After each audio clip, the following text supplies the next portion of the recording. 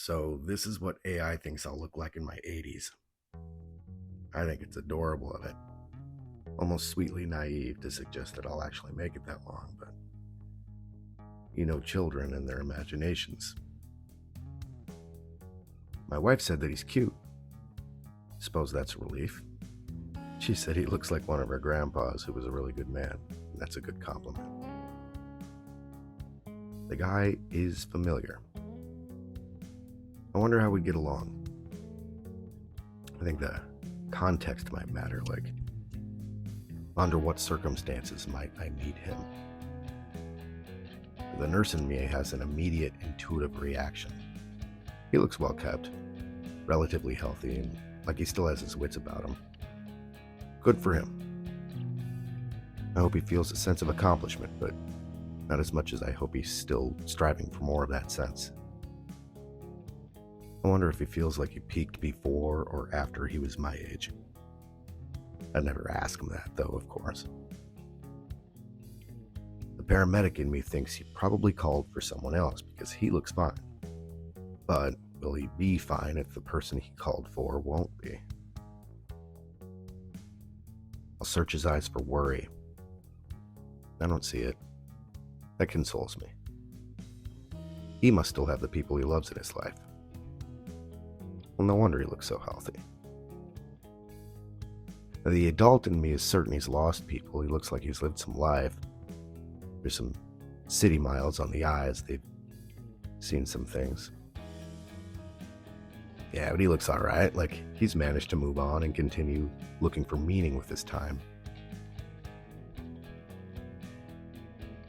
And the kid in me thinks he looks trustworthy enough, and I was always anxious around old people when I was small, so that's good. Now, the musician in me, I'm not proud to admit, would probably not be nearly curious enough about this man's relationship to music, his tastes, his contributions to music and art. Because of the ageism.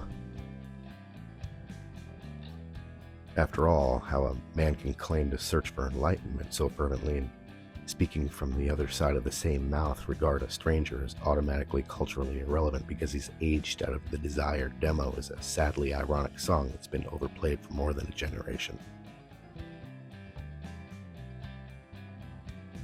Wait, no. I think I'd think better of it. I think not only would I wonder about this man's music and artistic self-worth, I am wondering about it at this very second. The nurse and the medic in me wonder about old folks like this guy in that way all the time. The musician in me doesn't seem to think much of himself sometimes. I wonder if this fossil ever felt the same way, but through his years of wisdom worked his way through it. If he spoke to me and said something, really anything, it wouldn't have to be that moving, just sound like maybe it wanted to be. I would listen. And I might be moved. I would certainly try. It's the least a man, especially a younger man, can do for an elder, or really for anybody who wants to be moving, is to let themselves be moved.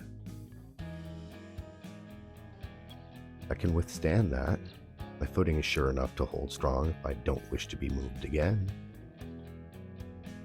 But I believe sometimes, maybe often, it's incumbent upon the strong to yield to the weak because we can endure it. And, well, sometimes it's better to make way for those with less sure footing. Let them move ahead because it's easier for you to catch up with them than for them to catch up with you. Yeah. I wonder if I'll ever catch up with this old guy.